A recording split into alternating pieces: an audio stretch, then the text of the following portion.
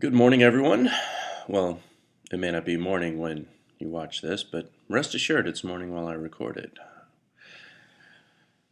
This video is part of the continued series with Radical Ryan and myself and Shafe, and in the continued discussion about economics. Ryan and I and Shafe more specifically towards a libertarian viewpoint of economics, or more anarchist view of economics. It's difficult to term. I'm not as good at wrapping things up in a little bow as Mr. Ryan is. No offense intended. He's very good at I'm not meaning this in a sarcastic fashion either. He's extremely good at categorizing.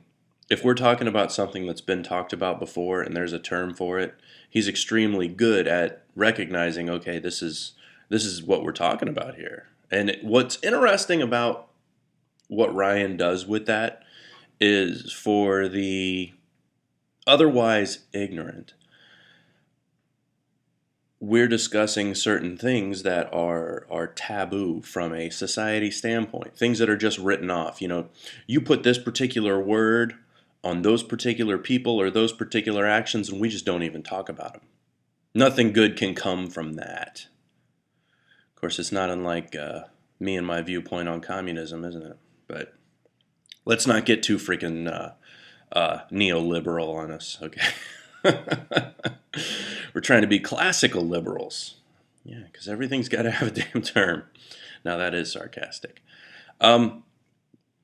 This video, the title of this video, having to do with contempt for the status quo, is Ryan and I are still kind of feeling each other out on, not feeling each other up, feeling each other out on, just making sure that we're talking about the same thing. And that's what people who may have a different viewpoint are, or people who are sharing a viewpoint, do when they're communicating correctly. They establish for sure that they're discussing the same things before they get into the details. Otherwise, we could be arguing about two totally different things, or we could be terming something differently but arguing about the same thing. And instead of coming to a good conclusion on our discussion topic, we're arguing.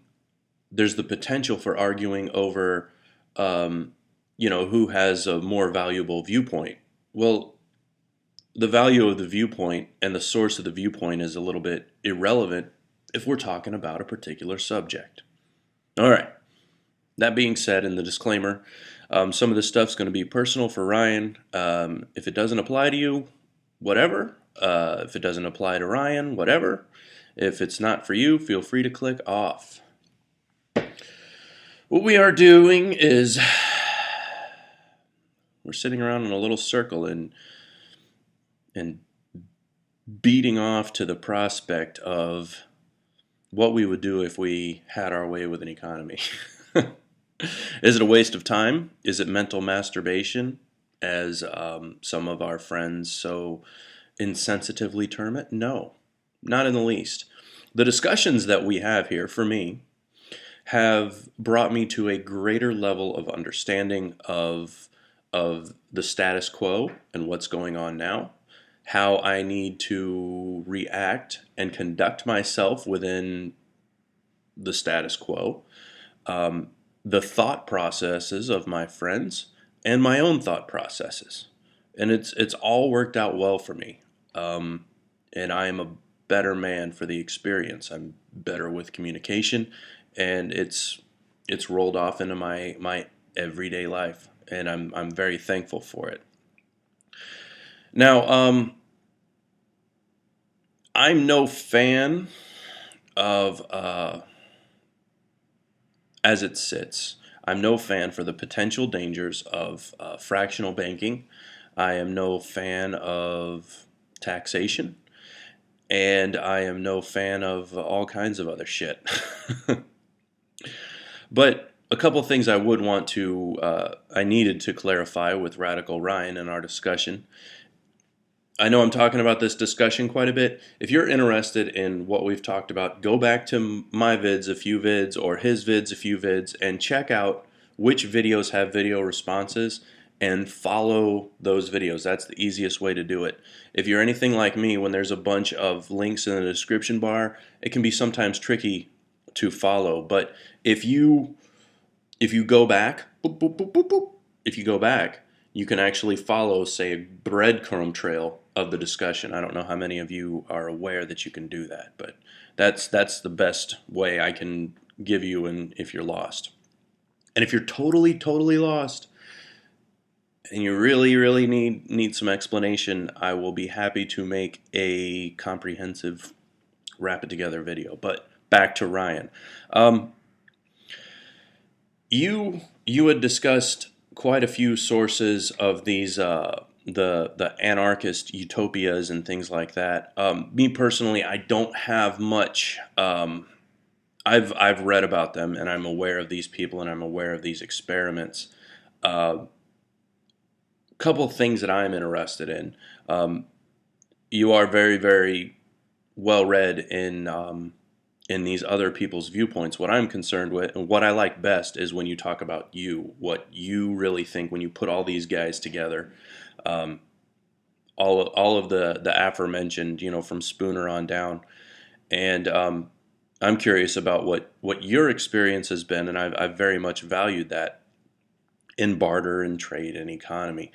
And in kind, I would like to share with you my experience and my point of view on personal economy and trade. Moving forward, then, finally, where are we at? Moving forward, finally, at 7 minutes.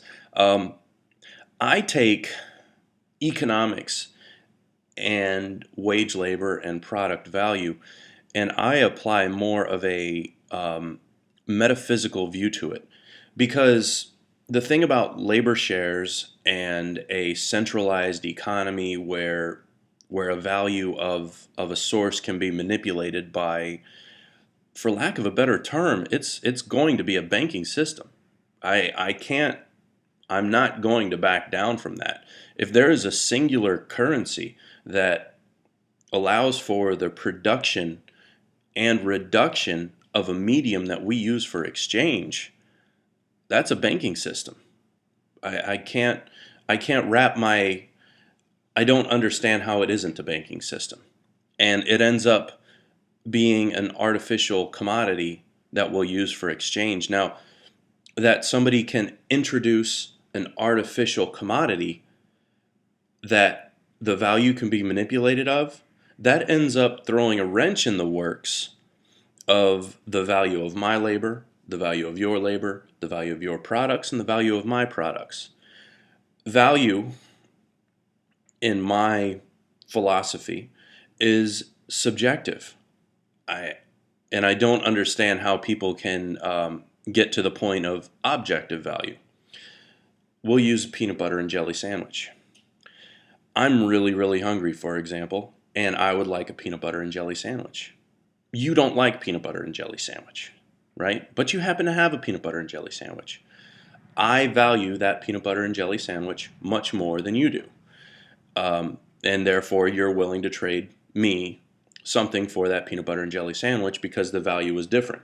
So you would find something of mine that bore the value that you would be willing to accept that I was willing to not value as much. It's a little confusing as I explain it, but the value is subjective. You can't, in my opinion and my understanding, philosophy, not all of our labors are created equal.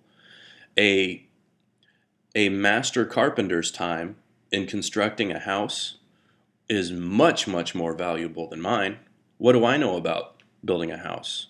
So we can't just have blanket, you're getting 6 hours of labor from this society. Whenever I think of labor shares and other economic shares, what I find odd is so we're anarchists right up until the point that we have some sort of a centralized control of our labors, a centralized value of our labor. No, it doesn't make sense to me. Um, Based on our traditions, our heritage, of smaller village communities, um, you know, you being both of us being of, I mean, for lack of a better term, of Norman descent. There are it comes from a time of a self-sufficient community. So, oh man, my train of thought just got wrecked.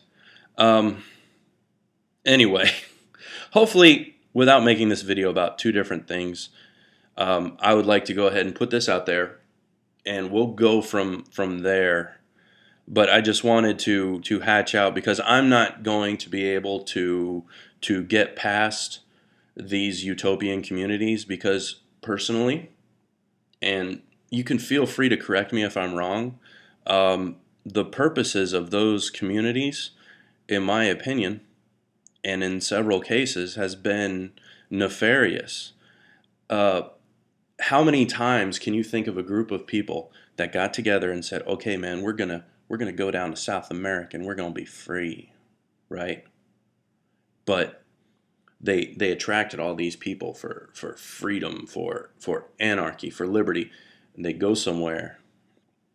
Next thing you know, they're drinking the Kool-Aid because some asshole wearing sunglasses tells them to, literally. So there you go. There are my concerns, and look forward to having this discussion moving forward. And we will see y'all later. And y'all take care. Enjoy.